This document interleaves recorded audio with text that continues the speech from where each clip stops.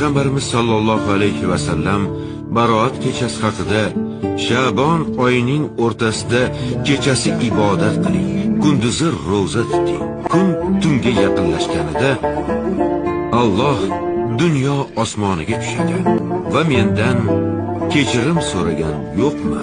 Uni kechiray. Mendan rizq so'ragan yo'qmi? Unga rizq beray. Musibatga uchragan yo'qmi? Unga ofiyat beray deydi degan ekanlar. Oldimizda shunday imkoniyatga to'la kecha bor. Yo Rabbiy, agar bizni ismimizni g'ofillar daftariga yozgan bo'lsang, u yerdan o'chir. Bizlarni solih amallar qilgan bandalaring orasiga qo'sh.